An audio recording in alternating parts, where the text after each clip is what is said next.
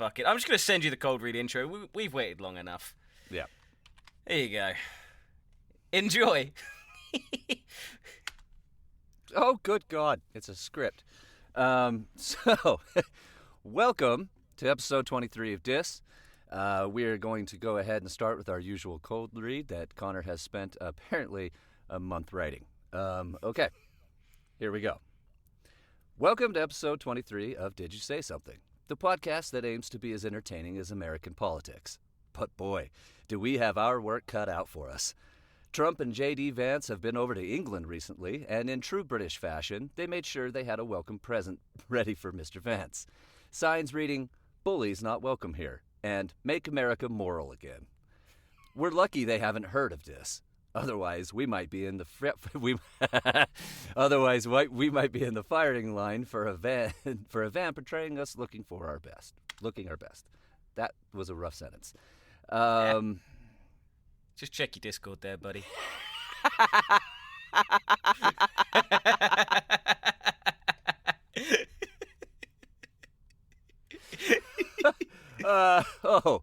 Bald head and facial hair? He stole my style and made it look better. The bastard. Speaking of people who pull the look off better than I do, we have a special guest on for tonight's show, Mr. Matt Knapp. Anyway, more from him later in the show. Let the chaos roll and the good times flow. Cue the music.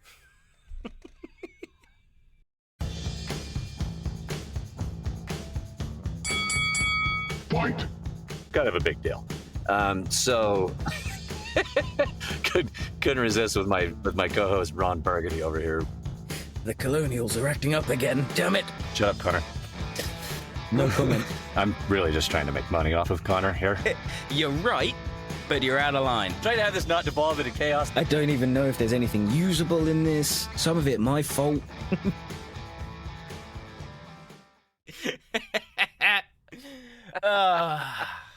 I told you, it's a good one. All right, buddy, that was pretty good. That got a little shaky there in the middle. Because you can't read. Hey, working on it. I know you are. That was better than usual. Hey, I had a little lag on my internet, so that Google text-to-speech wasn't up to par today. But worked pretty good at the beginning. Yeah, that was pretty good. Your attack on American politics, non-stop, is to be commended, sir. Well done. Thank you very much. Commitment. Doing my part. I'm doing my part. I didn't do shit. But yeah, so welcome to the episode, you guys. We do have a special guest. We'll bring him on here in a bit, but we wanted to get caught back up with what's been going on through Con's life and his non-existent communication with me, which means he's probably been having a good time. Absolutely. It's been peaceful. I've loved it. We know about the vacation that you got to have with the boys and all of that. That was fantastic. I'm glad you got to spend that time with them. Great quality time. If you guys missed any of the previous episodes, if you missed the birthday special, you got to go check that out. And then go back to episode 22 as well and get a little recap. That'd be great. As far as for what I've got going on, Con and I will have some announcements that have to do with our guest, and that's part of what I've been doing, and Con's been doing in behind the scenes. Been working with some BBP stuff behind the scenes. Still can't talk about it, but there is a project in mind. What have you been up to, Con? I didn't do shit. Wow. I got offered another audio book. Nice. From one of our good friends that we all know, Mike Manicki. So hopefully to begin production on The Last Straw in September next month. And that will be a lot of fun. My wife has been offered a book as well. So Chanel will be doing her first audio book. That's pretty fucking cool. Which is pretty awesome. And we'll be talking about her too, as she was featured in Cold Choices, and she is also featured in Dragons of Rocky Pass, which again we'll be talking about pretty soon here. So, Con, anything that you would like to talk about that's been going on since the last episode? Just your lateness for this show. I mean, Matt and I have had ample time to catch up. He's my new favorite Matt. So I think we should just get him on, and Oh, all right. So You- that means you I'm, can fuck I'm outta off. here. Cool. You got a new person host for the show? mhm. Sweet. So fuck that guy, and welcome your new host, New Matt. Hi, everybody. I am David Knapp. I go by my middle name, Matt, and I God, I write have to come books. back. Hold on. Insane books. Weird books. Yes, you do. Books that All right. one day will be considered a Fine. war crime. We can only hope.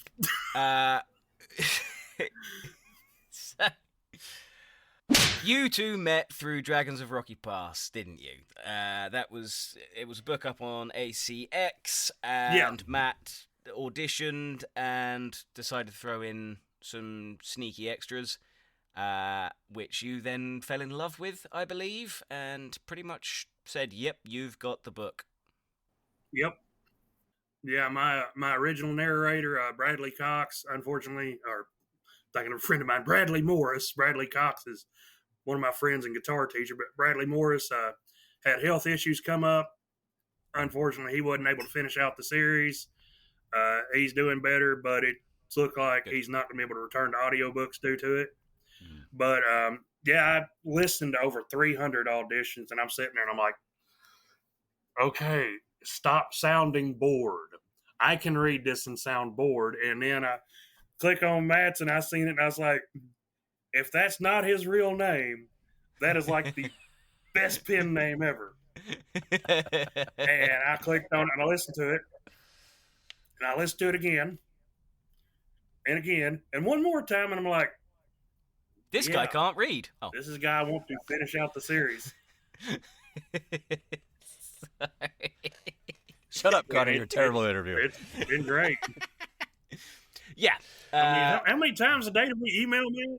Like, It's a several? lot. Yeah, it's a lot. On Dragons in the first month, you know how you'll get your emails and then you get it'll shorten it all for you because there's so many. But then if you tell it to expand the hidden text, it just draws out lines. Yes. It was like a whole screen. And you couldn't even see one. You'd have to go into each individual. There are a lot. So much so that Matt decided to start 2 different threads with me. And we still talk on all 3 threads. Love it. We got a Love lot it. going on. But yeah, we spoke a lot. Matt gave a very nice response to the audition and told me that he really liked the yeah, sound. you and it were was an real addition. great. You know, I know my payment was late, but back in April I had a stroke and that knocked me out of work. And it put me down for a couple of months, man. And honestly, that scared me because I didn't think I was going to be able to recover from it.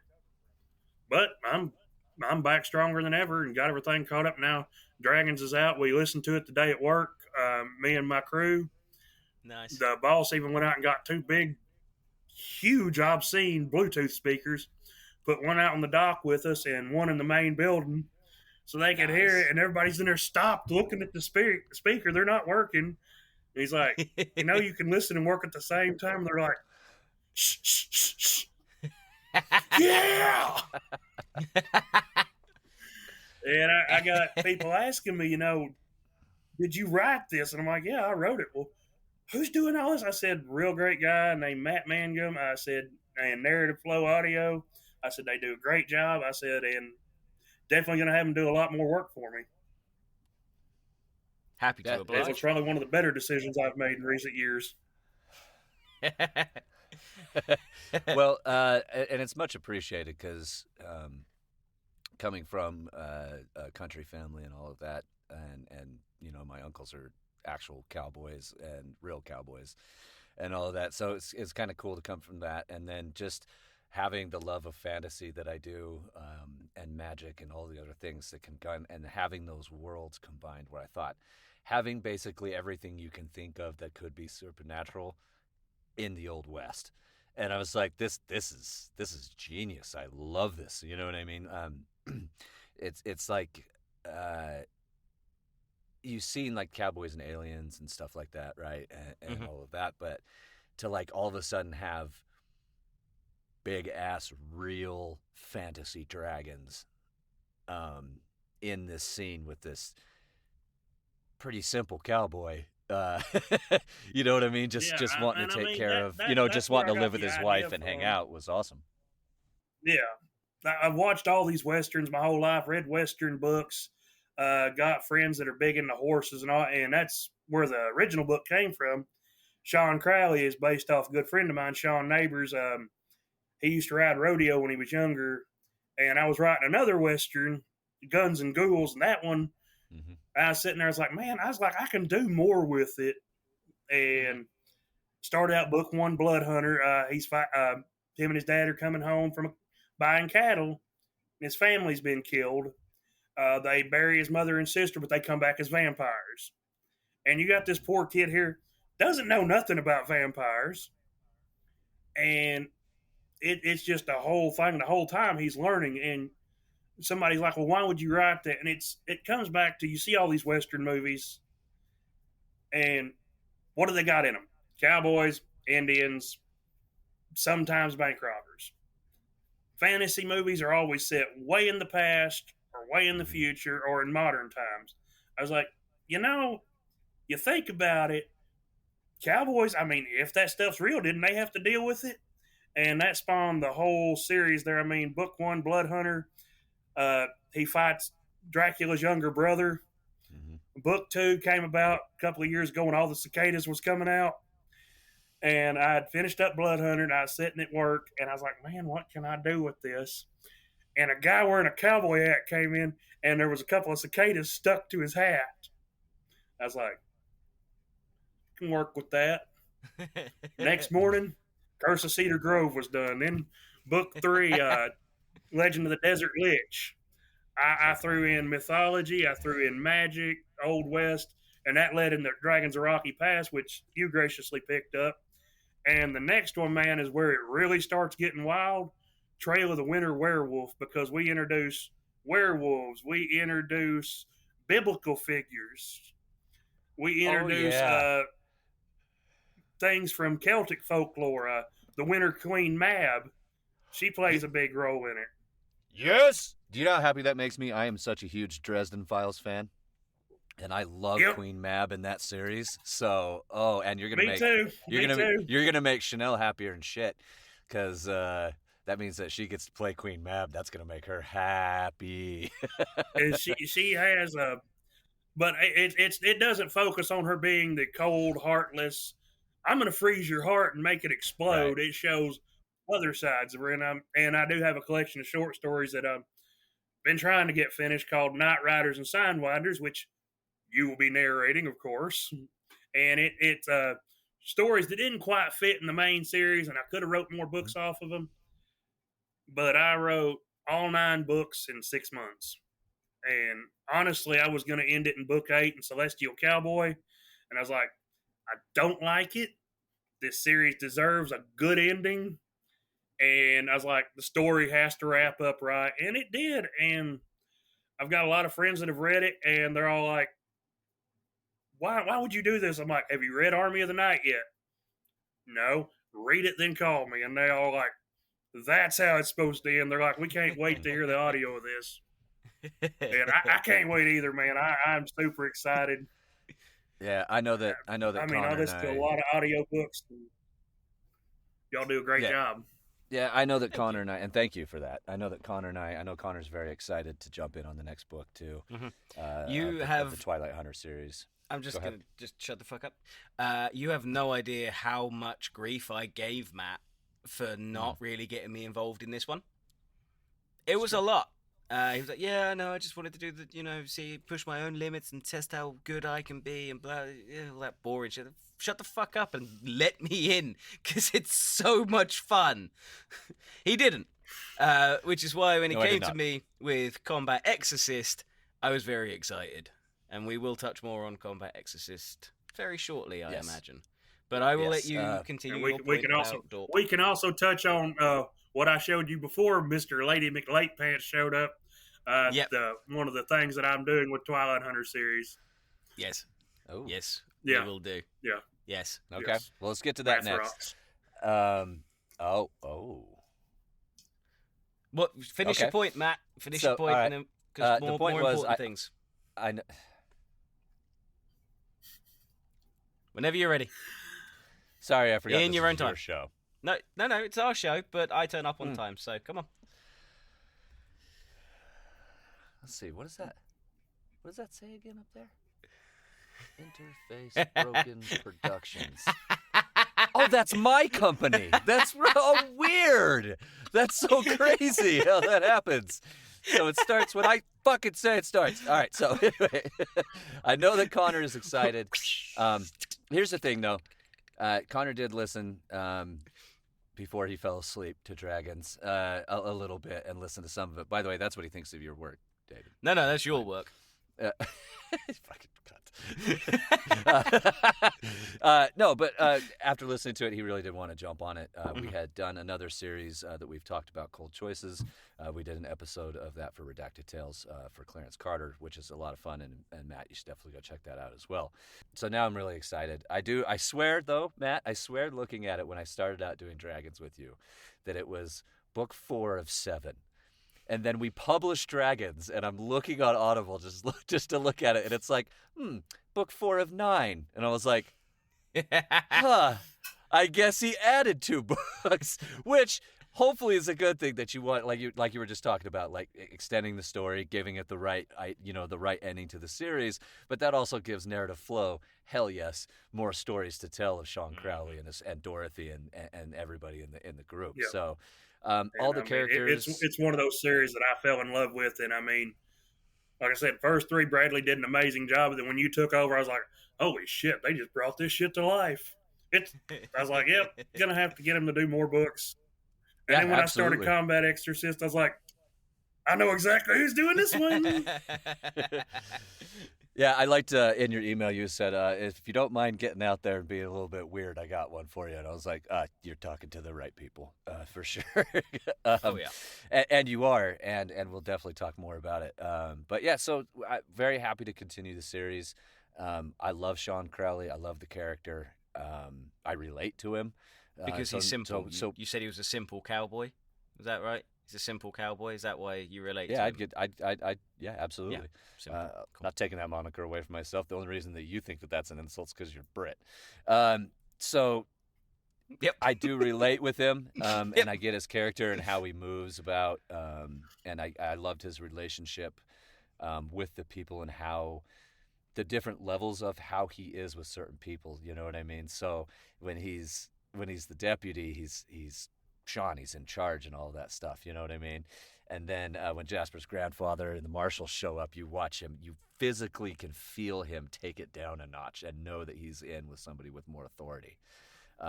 It's just that type of storytelling was really awesome to me. And then Dorothy is way more dynamic than you would think she would be if you really pay attention to how much of an influence she has on Sean. She physically shows that in Dragons with a shovel.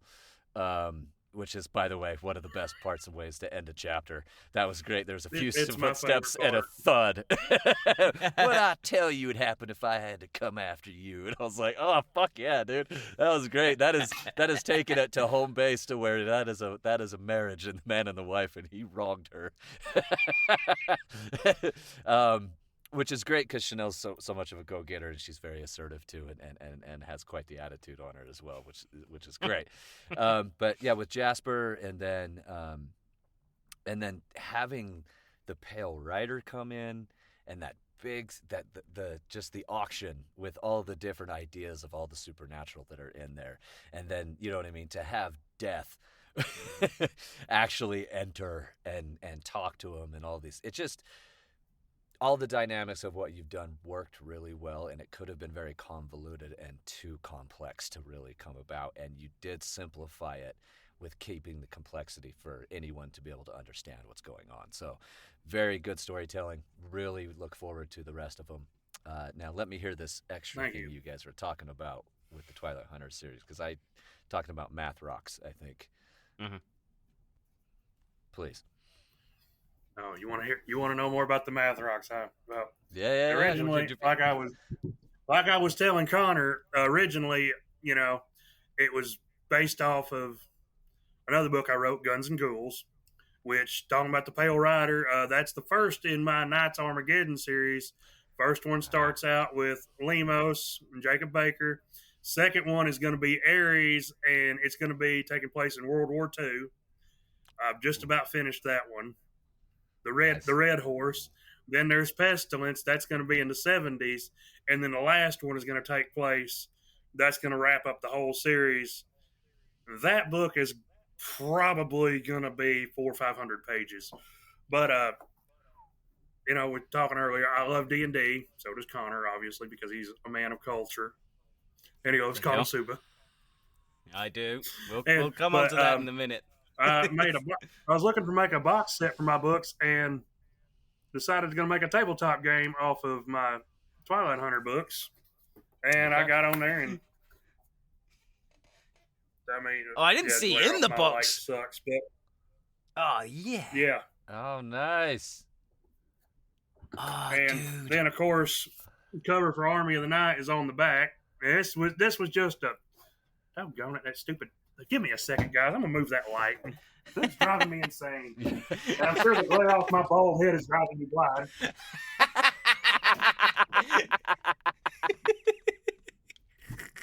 Yeah, at least I got fuzz. Hey, fun fact: if I'm ever on a deserted island, I can use my head as a signaling mirror. Just shine up a spot of it. Yeah. Yeah, that's a little better, but yeah. Oh, there you go. Oh yeah, But that's much yeah, better. and I mean, I can crank out half a dozen books in a month, but ask me to write a single tabletop game? No. It is oh my God, so much work. Yeah. So tedious. Yeah, Connor. I'll be emailing you and you're gonna help me because you're magical and British and I don't know where I'm going with this. See, Con, do you see how I've done it again? You bitch about me doing dragons, but now I've got you even more work. Now you can write a D&D tabletop game. I got narrative flow some work. Yeah. You bitch too much. Jesus. No, I bitch for the fun of it because it's funny to just reel in your bites every fucking time. You ever think about the fact that I might want to get close to you? Reel me in, Daddy. Connor, I love it when you get all bitchy and wild there.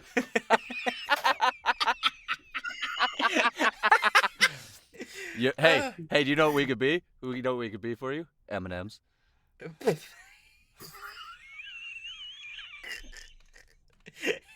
Oh, Lord about it. Just a couple of just a couple of Skittles with the colour sucked off. Oh my God, I can't believe she sucked you off. Look, Oh my Connor, God, we they haven't just pulled you met. off. And I like you and all, but I'm married, man, to a woman. Yeah, me too, but he doesn't care. Oh, that doesn't matter. Right on. Don't stop. UK's progressive. Good for them. Right on. I'm all for it. All right. Fucking Squirrels. Shift 8. Fuck off. He's gone, I think. Okay. Maybe. Combat Exorcist. I knew that I would get on with you the second I read the line. I really should have prepped and brought it up because I knew I was going to talk about it. 2 seconds whilst I grab it. While he's grabbing that, I knew we wanted to do it after doing dragons, and then you sent me the concept and told me what it was about in a paragraph, and I was like, first of all, in the name, how not to be an exorcist in another world, the Combat Exorcist series. I was like, hey, fuck yeah, I'm doing that. That sounds great. And then, originally, I wanted to call it Discount Exorcist in Another World, but since I self-published, Amazon, you can't use that title because it's misleading on sales because of discount. And I was like, oh my God, I've got a goddess of anime. I'm the main character. I've got an unhealthy obsession with anime, so why not use a title like a light novel? Do you have a life outside of anime and audiobooks? Hey, don't be stealing my lines. The line, can I go to a world where I get to level up? The kind where I get cool powers and shit. Or are you going to send me to a fantasy world where I have to live in a stable with a bitchy goddess whose only redeeming quality is her body? She's hot and all, but you have zero chance of getting laid. I read that line, I was like, this motherfucker's on about Konosuba. I know this anime. Yep. And, yeah. At that point, I was like, fuck yeah, this is my kind of people. And then the more I read of this book, the more I'm like, oh, this is fucking hilarious. Matt also let me know that, you're open to a little bit of ad-lib and a little bit of improv here and there where it makes sense. Go for it. Which is refreshing. And So, at that, I do have to ask, what was your first impression when you heard Con doing the actual languages and trying to speak to him? Because in the book, right, so people know, there's no actual stuff. But yeah. Well, whenever the confirmation came through that you had uploaded the 15-minute sample, I was going to listen to it on the way home from work. But once again, signal sucks out here in the sticks. And I was like, wait a minute. Wife's got that big Bluetooth speaker. She listens to all my books. Come home. She's never heard it. She hasn't read Combat Exorcist. Yes. It comes on the speaker. And she just kind of looks at me. She's like, and dear God, we both just about died laughing, man. It was great. And I take it to work. And after we get done listening to Dragons, same thing today. Mm-hmm. And they all kind of look at me like, what the fuck kind of stuff did you write? I'm like, it's a book. You read it. I understand we're in Arkansas and people think that we go around telling people they got pretty mouths and playing banjos, but some of us actually write books and can read. and I love it. To anybody watching this from Arkansas, I live in a little community called Wilburn. It's probably 300 people total, and most of the families around here have been here for 10 plus generations. So, yeah, I mean, we get new people moving in. A gentleman up the road just moved in here from Wisconsin. He just bought 400 acres and had no idea what to make of my uncle, because my uncle is the typical, you see the unfriendly country guy in movies. That's my Uncle Charlie. Okay. While he's sitting there talking to this guy, a deer comes walking out of the woods. Keep in mind, it's not deer season. And he tells him, you son of a bitch, you get near my garden, I'm going to shoot you. And that guy's like, you ain't actually going to do it. What does the deer do? It walks right over and starts munching on his okra plants. And I'm like, oh, shit, here we go. He's going to pull out his rifle and take him out. He's like, what? I said, that's 115 that he's warned and did not get out of the garden in time. And he didn't shoot at that time. He shot at it. He's like, it's too hot and I don't want to smell it. I'm like, Uncle Charlie, seriously? People think I'm crazy. Well, you got to get it from somewhere, right? But yeah, but I mean, I will hook up my audiobooks and stuff when I'm going down the road and Bluetooth them to my truck speaker, and I will just crank it up. And some of the crap I listen to, people stop and look at me. And I mean, I'll admit, I listen to all my books. I will listen to them 30 or 40 times. Mm-hmm. They're like, but you wrote them. I was like, I did.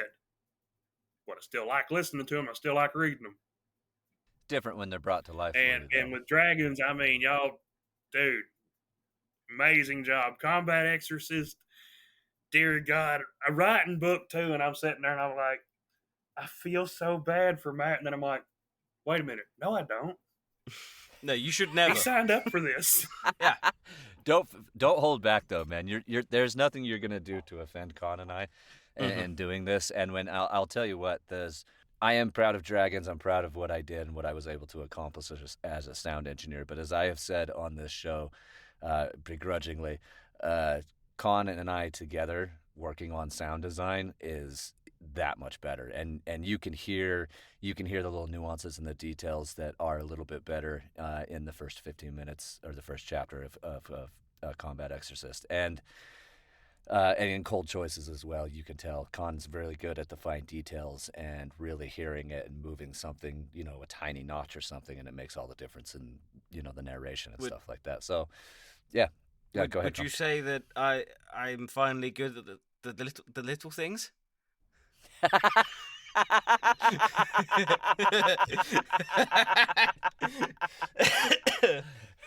Never. No. No, didn't think so. No, not the important Crazy. little things. No. Episode 7, I think, would explain why the little things are important if you wanted to go back and figure out why that's an in-joke or a recurring joke on this show. Episode 7, go check it out. Mental health, yeah. Darn. Yeah, I'm definitely looking forward to see where we can go with the books. Yes. You know, what the future holds for not only Twilight Hunter series and Combat Exorcist, but Matt, you actually inspired another series.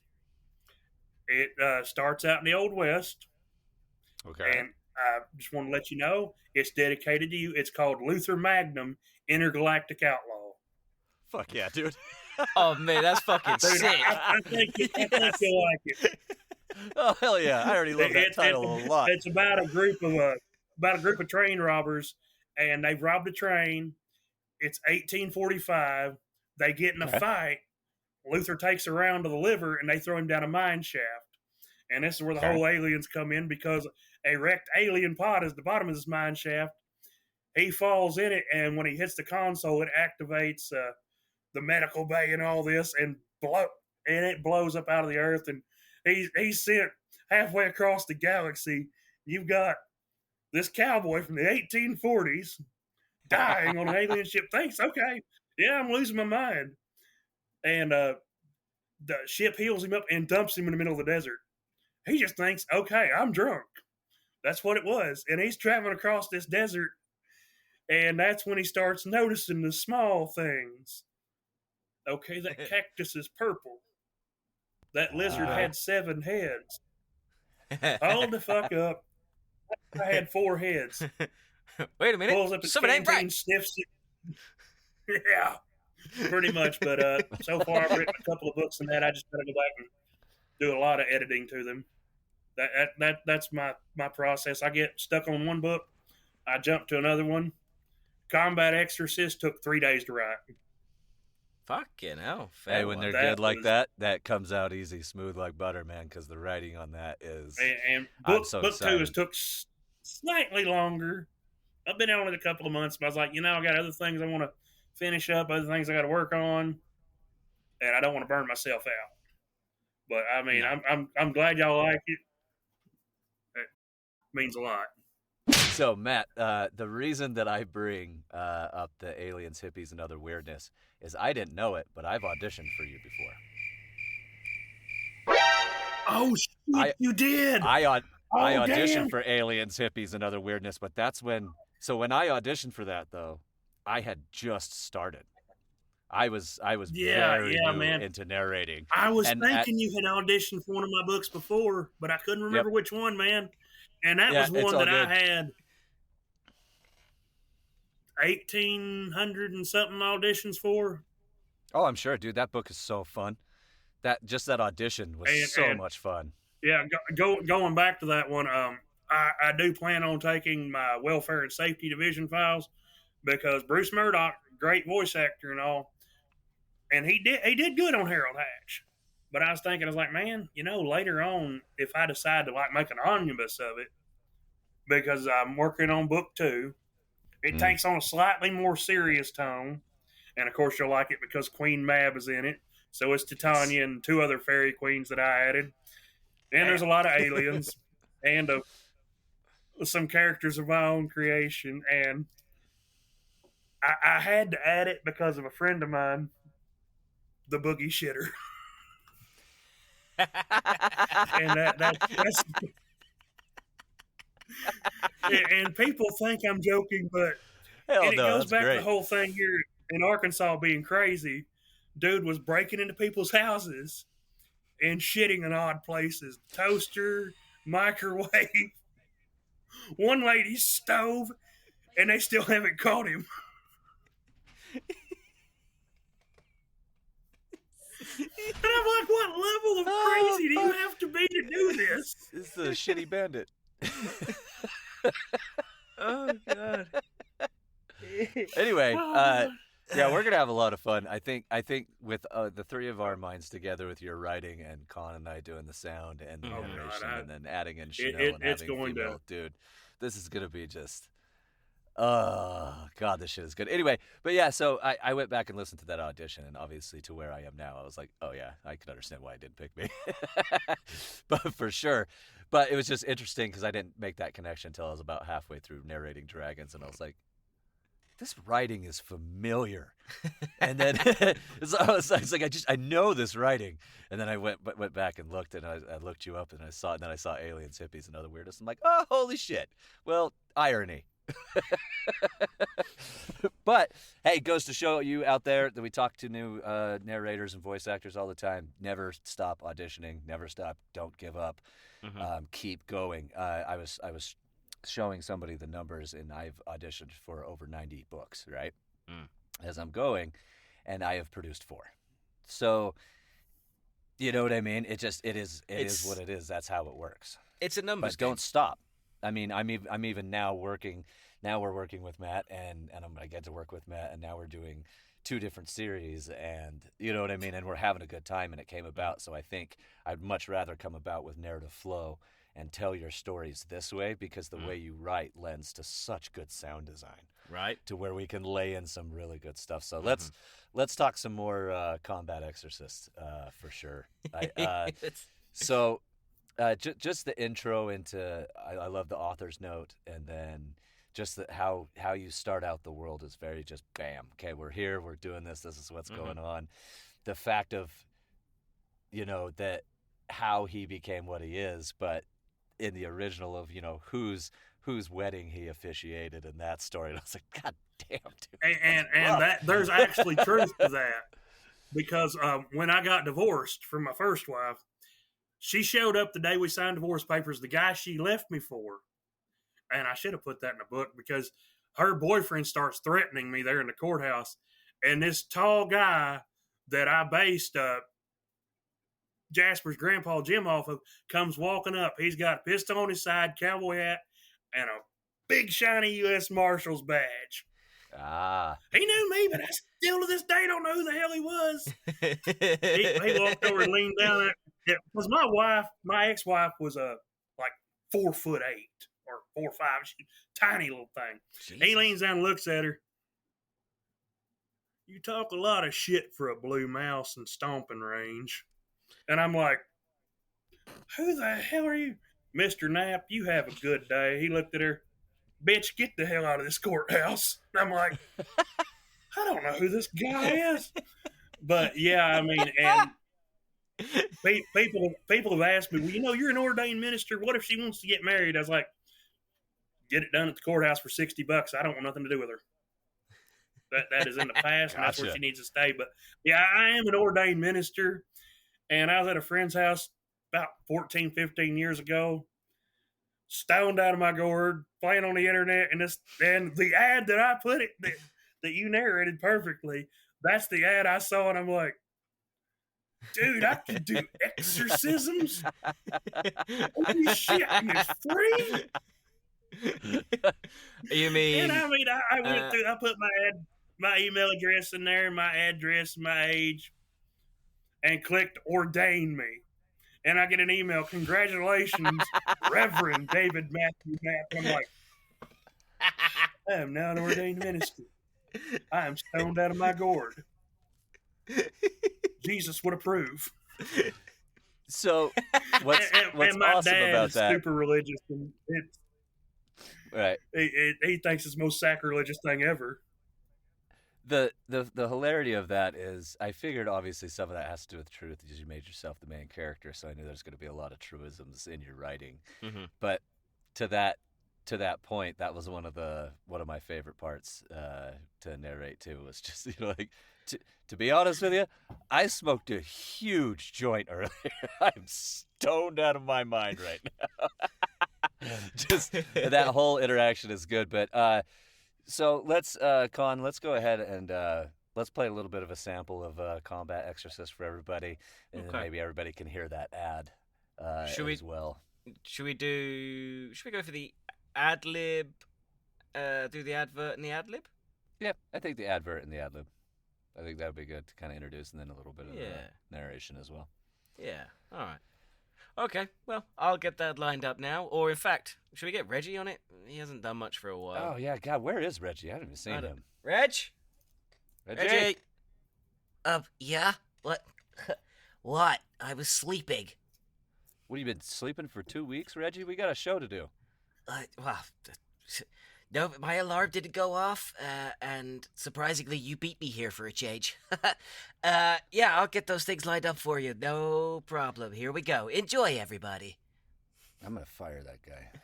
Good luck. He's mine. Still Anyway. gonna fire that fucking guy. What does it say again? All right. Yeah.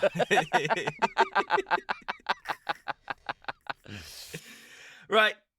Yes, here we go. Listeners, viewers, enjoy these excerpts from Combat Exorcist. He snapped his fingers, and a questionnaire appeared on the table before me. Fill that out, and it'll speed things along. I looked over it and frowned. I had expected something outlandish. Instead, it was boring. It asked for my name, and things like occupation and if I had any certifications.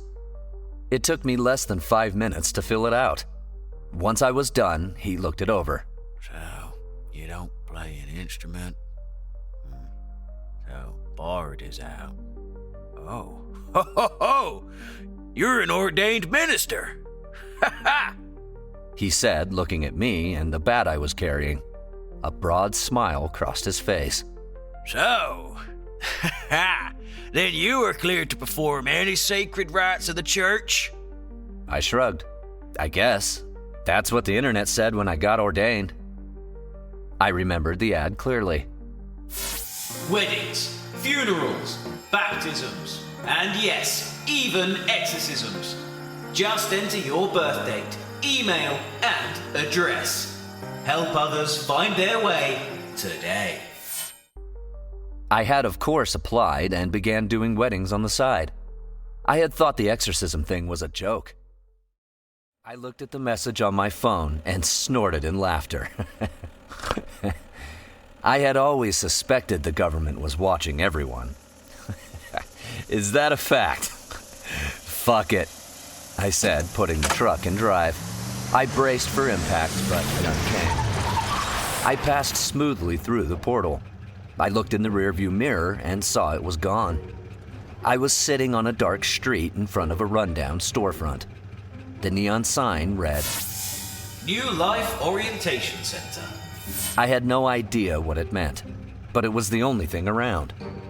There was a man in a rocking chair in front of the building. He was wearing a green tweed suit and a matching hat. Well, come on in. Let's get you registered. He said as he stood. I looked at him and the storefront again. Are you deaf? Or maybe you don't speak English?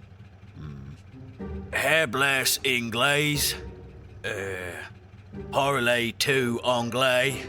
He began speaking several different languages. Spreken Sie English? Ni hui xuan yingwei ma? I speak English, I told him. He sighed and shook his head. Then by all means, get your ass inside. We ain't got long. Hesitant to get out and unsure of what I was walking into, I reached in my window and grabbed my ball bat from behind the seat. I stepped out of my truck and followed him inside. What's my job title or class or whatever? I asked him. He tossed me my bat and smiled. Based on your answers and personality, I picked the perfect one. He pointed at me and grinned. From here on out, you are Matt Knapp, Combat Exorcist. Now, go out and kick some ass.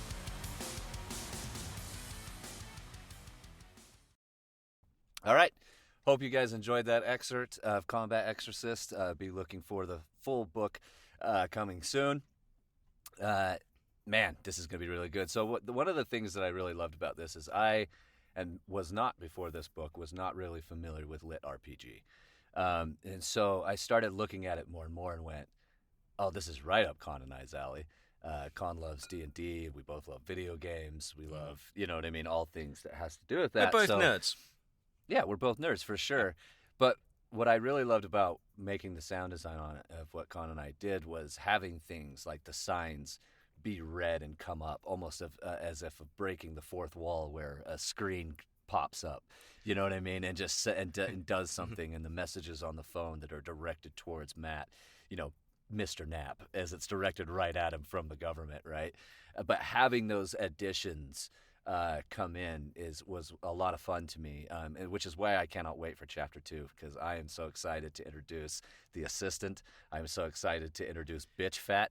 Are you fucking kidding me? That's the best goddamn name for a baseball bat that talks to you, which makes me think of High on Life, the video game, which is a great fucking video game. Yeah. So, you know what I mean? So, like, it's that type of stuff, being able to bring in not just environmental sounds and things that are happening, like doing the truck and the radio and all of those things is a lot of fun, but being able to add that little fourth wall push makes the sound design that much more fun. Can I just talk on the assistant a little bit? Yeah, go ahead. So, have you watched That Time I Got Reincarnated as a Slime? No. Yep. So I drew inspiration from oh god, she's changed, the name has changed. What is the name? Raphael, the assistant that pops up. I was like, I like the idea of whenever she pops up, she has like a little fucking alert notification. So that's where the inspiration for the alert notification when the assistant pops up came in. I was like, I like that. That's a thing. We're doing it. Matt had no say on it. I'm like, it's happening. Nope. I'm doing it. Which is okay, which is why we work well together, because a lot of the stuff that we do individually, we both enjoy. We might tweak it a little bit or want to hear it a little bit in a different place or something, but it's usually really good. So I love the alert notifications. That's going to be really good. And then, so when we read Murphy, we were reading it and we were thinking, what do we do? And I was thinking, I'd really like to hear your natural British accent on the assistant. I think that's going to sound really, really, really good. And then we were going through it, and as we were reading it, it just hit me, and I went, he's got to be a Southern guy. His name's Murphy. I imagine this old truck bursts through a portal and like this empty ass shit, and there's just a shack with like a neon sign, just and it's very simple because the biggest cosmic powers, right, generally sit in something simple. So, and I derived that in my head from the Dresden Files, of where the mothers of winter and summer are. When Dresden finally gets there, it's a very simple cottage, and they live a very simple life, and they're the most powerful beings there fucking are, pretty much. So I pictured Murphy the same way, and I'm like, I see this dude with like a straw fucking hat with the fucking weed coming out of his mouth, chewing on it, with fucking overalls on, bare feet. Oh, well, get your ass on in here then. And it's just like, it just fit so well. And then ad-libbing the languages. Connor and I were reading through that, and I was like, Connor, what if you actually try like a few different languages and actually ask him? And so what Connor came up with, what you guys just heard, was genius addition into the book. So very happy, Matt, that you liked it as well. Yes. It was genuinely one of my favorite bits to do.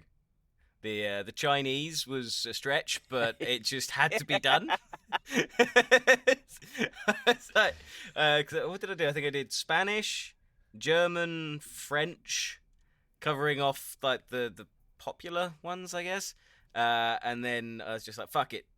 There's a lot of Chinese people. It's one of the most spoken languages because of the amount of people there are. I'll throw it in there. But with the accent, it turned out hilarious. Which was that was your direction, to be fair. So you have the kudos for that. Yeah, got to do it in the accent. You got to do it right, because otherwise it goes from being funny to being something else. So yeah, it was a good bit of direction, and I'm fucking. It's one of my favorite bits. And I was very pleased with it. I mean, it really helped bring the story to life, which is what y'all do. And I mean, it like I said, man, my coworkers and I, you got people down there trying to do laundry that are doubled over bins of horribly soiled clothes. They can't breathe because they're listening to this. And they're already asking me, what date is this going to be on Audible? I will save a credit for it. Fuck the credit, I'll just buy it. Yes. Love that. Love that. Yeah, and speaking of that, we'll go back and do a callback. Dragons is out now and live. We do have a couple purchases already. Share it with your friends. Please get it out there. The story of Sean Crowley needs to be out there. It is great. It's pulled from so many different elements and mashes them all together beautifully and is blended. So, and Combat Exorcist is just coming along right behind it. So, I hope. It's like, okay, I really want to keep doing CE for sure. Let's get that done. But then I'm like, I need book 5, Matt. I need book 5 of Twilight Hunter series so we can continue. Okay, if you want book 5 later tonight, I will send it to you. But then you're going to want book 6. Yeah. You're going to want Devil's Work, and then Temple of Zircon. Now that one is where it really plays into the dark fantasy, and it gets kind of weird. Good. Weirder. Good. And then there's book 8, which I mean, book 8 explains the mirror that they had at the auction, why they couldn't let it get out. Good. I was hoping that you were going to expand on that mirror because that was clearly an insanely important piece. And like I said, in Night Riders and Sidewinders, there is one of the short stories in there. There's one I wrote called Fragments of Infinity. And it explains the mirror and what happens to it after the series and how it played a role throughout the whole thing. Sweet. Love short stories. And it's gotta love those fillers. You know, right? you're gonna have to narrate it, so you should love it. Sounds good to me, man. You know what we should do? Viewers, listeners, this treat is on me. We'll give you a little bit of Dragons of Rocky Pass as well. Fuck it. Why not? Matt, what's your favourite bit? Can you remember? Either, Matt, actually. Doesn't matter. Either of you. So, actually, Matt, what's your favorite bit of Dragons? My favorite part would probably be the same as yours, the shovel scene. There we have it. We'll do the shovel scene. That sounds good. There we go. Reggie, cue up the shovel scene. For fuck. Okay, I bought it. Do it, Reggie. Fuck. Fuck you, asshole. Good luck not having a paycheck, Reggie. Cool. Oh, you're used to that. Yeah, I don't get paid. He doesn't get paid. Right, fuck it. Clip. Here we go. Dragons of Rocky Pass. The shovel scene. Enjoy. Shut up. Raylan hissed. The deputy shook his head. No, Raylan.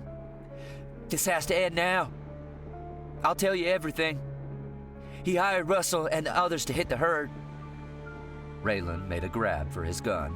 There was a smack and a thud. Sean turned and saw Dorothy standing over Raylan with a shovel. She looked at Sean and frowned. What did I say would happen if I had to come find you?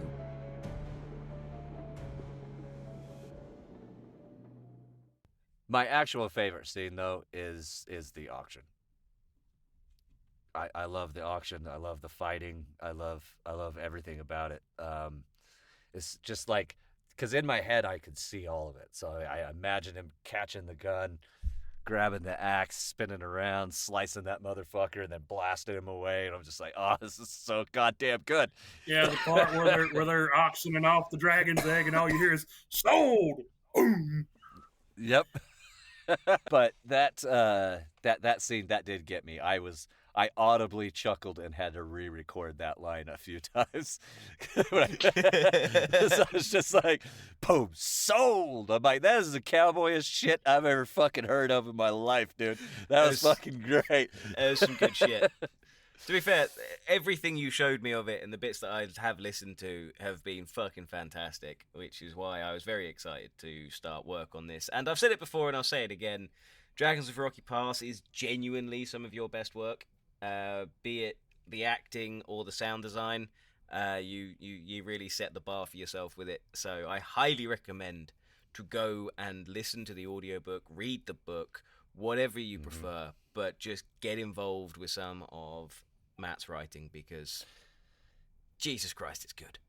Yeah, and really go back to book 1, Blood Hunter, and really go and get familiar with Sean and Dorothy and how they all, and Jasper, and how it all comes about, because it's good. I mean, if I've had a couple people say they were just going to jump into book 4 and go, and I'm like, you can. I mean, you can get kind of a gist of what's happening, but you really, if you get into it, I bet you're going to go back and want to fill in, because I know that's a lot of that stuff's going to come. It's definitely one of my favorite series I've worked on, and like I said, y'all, when I heard the audition for it, I was like, no, he has to do it. He has to. This is the guy that has to finish out the series. And if I decide to put them all in one big audio book later on, do the first 3 as well, he has to do them as well. I'm like, it'll have to be done eventually. Sounds good. We'll do it.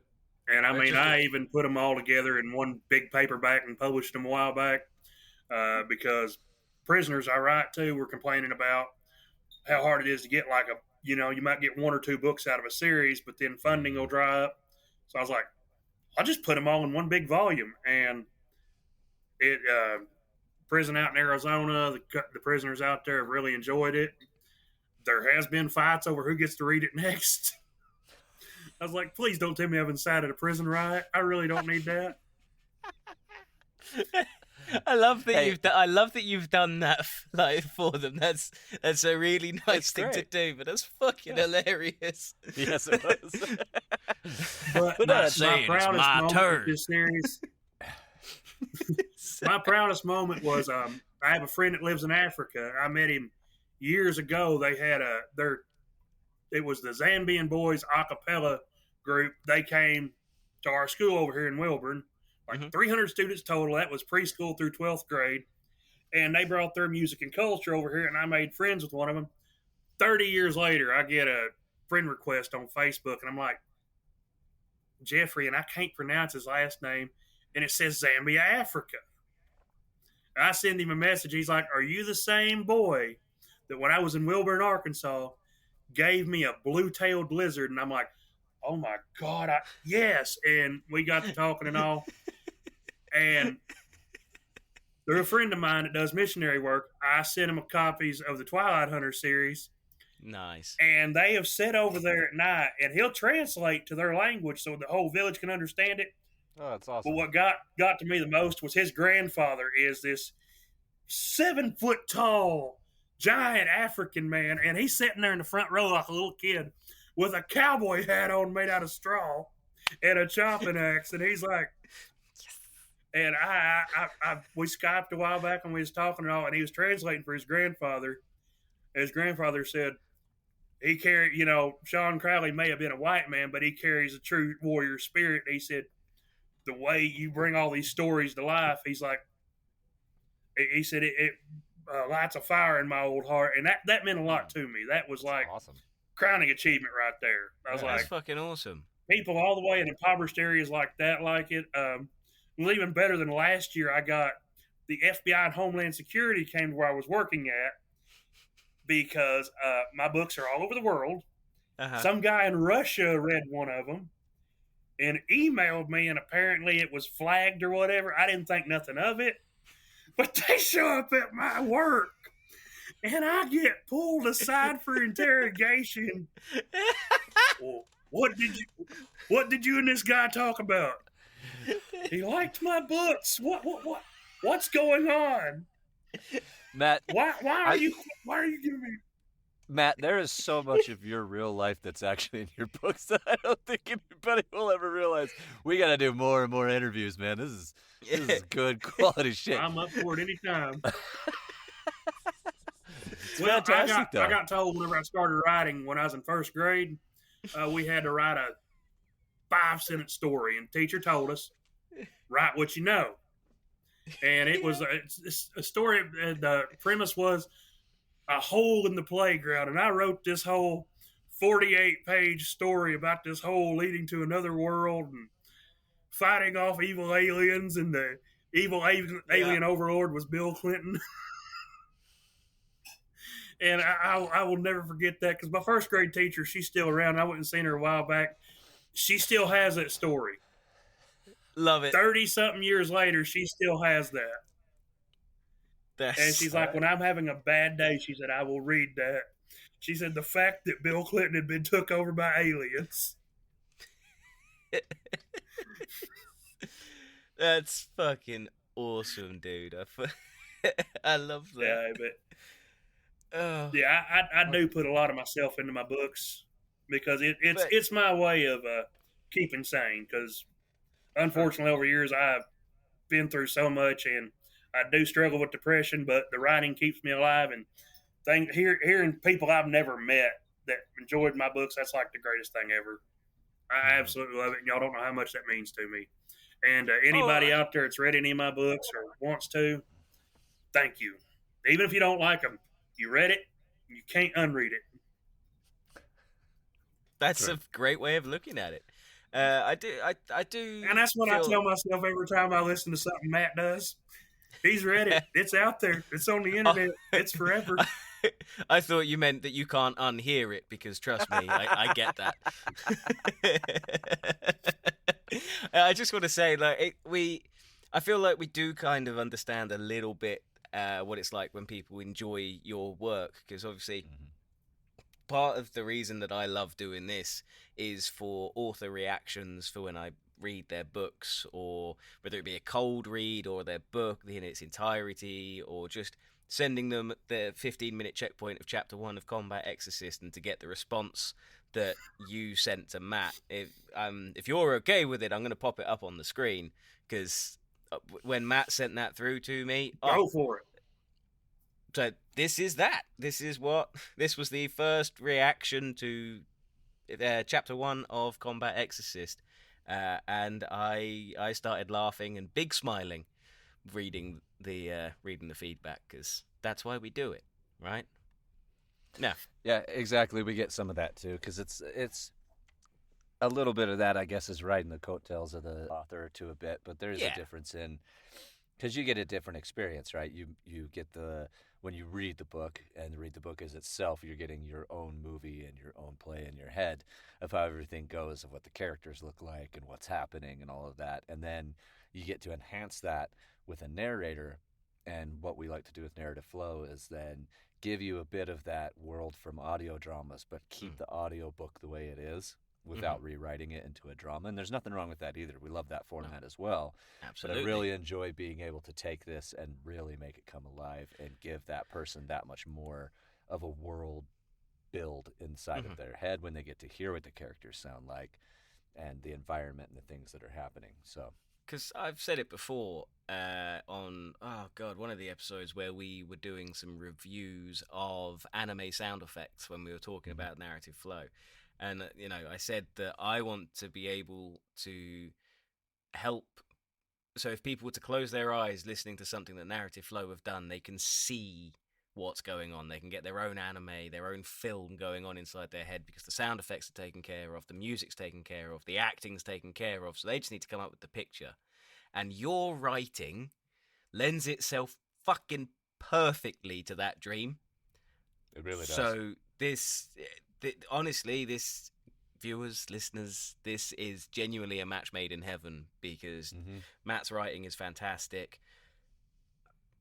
Matt's acting is adequate, and with some guidance and direction, his sound engineering is pretty good too. I just can't do it without Conor. What would you I heard do? it here first. Land a book without Conor, with sound design and acting and narration. Weird. Didn't you come to me for? Oh, okay, we won't mention that. That's fine. Yes. I just felt bad because you bitched so much about not being part of it. And I'm like, hey, Conor, what do you think about this? And then gave you my thoughts. I will have to write a Conor part in book 2. I mean, I'm nearing the end of Merctown Apocalypse, so I will have to write a part just for Conor. Thank you Just very make much. sure he Appreciate dies. it. Oh yeah, gloriously, or or not. But whatever happens, I will do my best. Oh, and that's the other fun thing about your writing. As crazy as book 1 was, book 2 is going to be that much and so much more. Good. Perfect. And that's the fun thing for Connor and I too, is we like to pride ourselves on being able to do multiple characters and different voices and all of that. And Connor's got some great accents that he can do. So yeah, it's we look forward to having all of the characters, because then him and I get to go pick through and choose, like, you would be good for this one, you would be great for that, let's do it this way. Or this would be challenging, but a challenge I want to take on, and I think you should challenge yourself with this one. Yeah. Yeah, absolutely. And it's clearly, by what you guys, just a little snippet you guys heard of, and Matt, what you've heard of CE so far, you know what I mean? It's working very nicely. It's Matt, I was going to ask you, are you familiar with Archer? Archer? You familiar with that show? Archer. It's a cartoon. Oh, that the was show, on yes, Netflix. yes. Yeah, with H. John Benjamin and all Took that. me a second, man. Goldfish brain. Yeah, yeah, you're good. So just so you know, Chanel's basing that female character, because I don't want to give too much away on the show, that's coming in on chapter 2 off of Tunt. So she's gonna have. Man, I guess you want to know the origins of the word bitch fat. I mean, That goes back Yeah, to my go friend on. Bradley Cox. He, we used to throw trash together, and that is one of the worst jobs in the world. But one day we pick up a trash can and a possum jumps out on him, and he called it a bitch fat. And I looked at him, I said, "What did you call it?" He's like, "That's a word I come up with when I was 12 years old and kept dying on Mario." He said, "I called the little mushrooms bitch fats," and the name is stuck. I like it. All right. Nice. Nice. Very good. But I can't see a possum or anything Super Mario Brothers without thinking bitch fat. Bitch fat. Nice. And now when I see a baseball bat, I'm sitting there thinking, I bet you're a pervert, aren't you, bitch fat? And I call my son that a lot too, because he's a bitch fat, but I love him. RJ, if you're watching this, you know you deserve the abuse.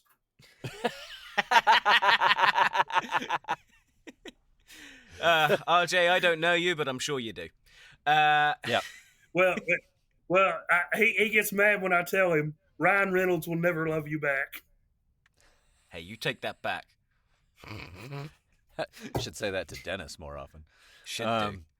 yeah. Yeah, with his bullshit impression. I mean, fantastic impression. Sorry. Right, Matt, I have one final question for you, because, you know, you've said that writing is your escape, and, you know, we all need our escapes and that, and this is Matt and my escape to help keep the fucking mental health demons at bay. But anyway, if you had any bit of advice for a person looking to get into writing, or a younger writer, what would you say to them? What would your advice be? I would tell them to, write the kind of stuff you like. Don't write it to impress anybody else. Write what you want to write. Write to impress yourself. Because at the end of the day, other people's opinions don't matter. They're just, fuck them. They don't like it, too bad. It's not for them. That's the way I see it, because that's why I do the self-publishing route, because I've tried traditional publishers. Somewhere I've got a box full of rejection letters. One of the last ones was rather nasty, so I sent them back a manuscript that was horrible for the sake of being horrible. That's the best revenge.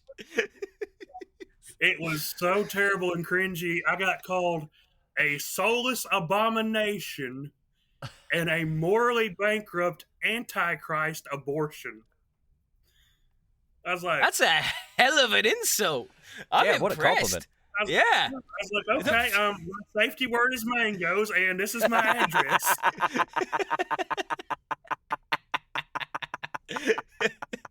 I was like, please come by and tell me these insults to my face.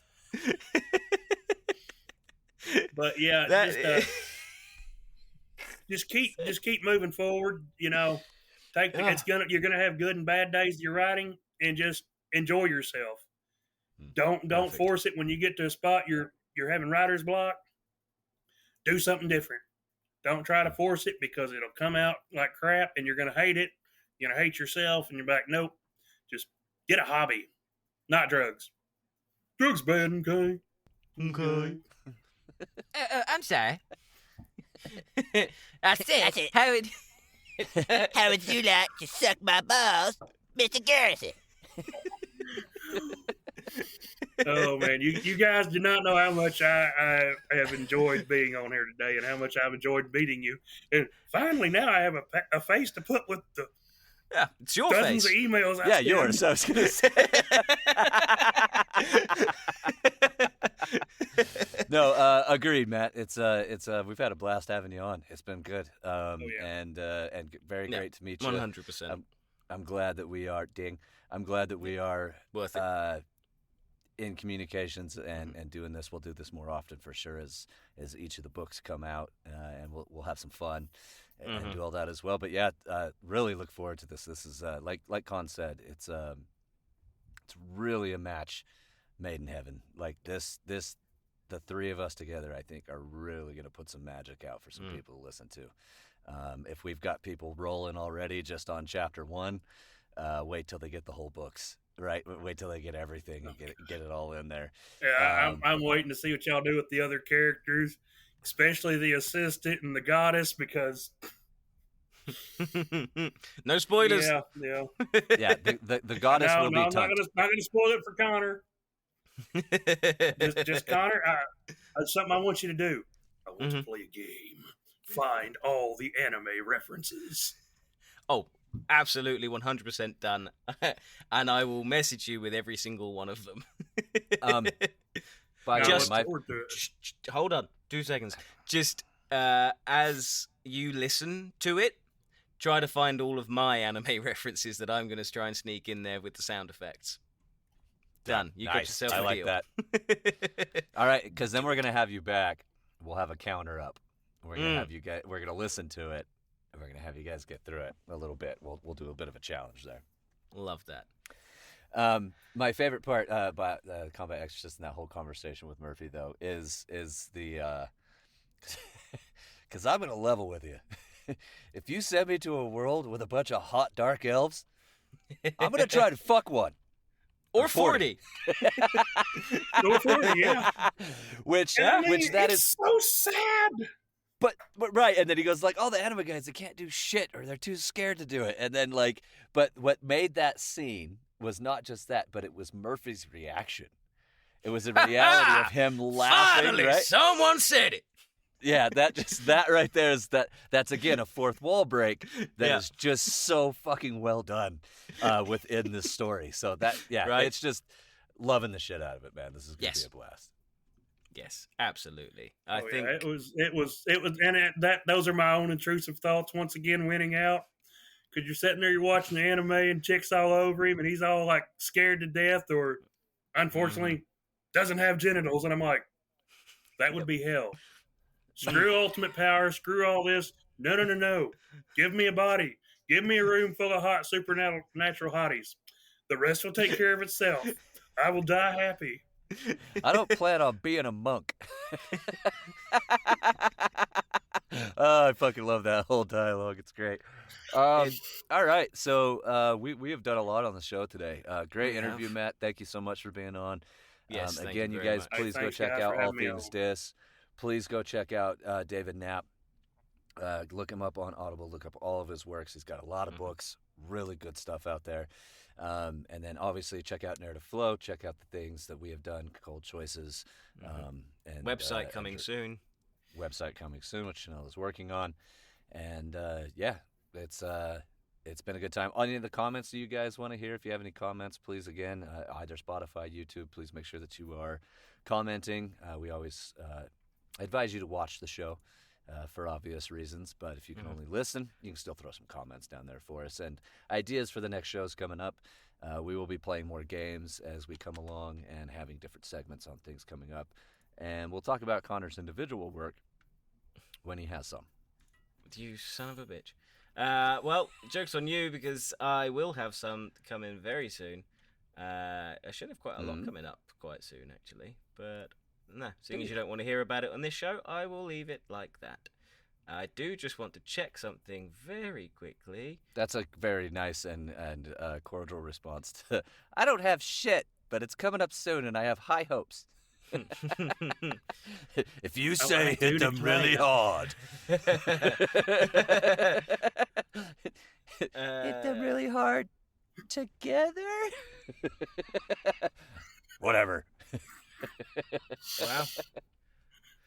So, viewers, listeners, real quick, episode 22, you have another, until the next episode, if you haven't listened to it, to guess how many times I swear in the non-swearing episode, stick it in the comments. Next episode we'll get to it, because so far, and it's disappointing, I'm only seeing one loose guess. Get more comments on there. Like, share, subscribe, do all the things, and we, as always, will dish you later. I didn't know you were ending the show. Diss you later. Fuck it. And on that note, 3, 2, 1, dish you later. I don't really need drugs because I am drugs. I'm highly addictive and bad for you and will cause you to do stupid shit. I like that. I like that a lot. Yeah, we're getting along just fine. I'm sticking that on my fucking dating profiles. Don't do drugs, do me. I'm highly addictive and bad for you. And I'll do terrible things to your body. Do it. Do it. Oh, fuck. I'll remember when I go to edit this.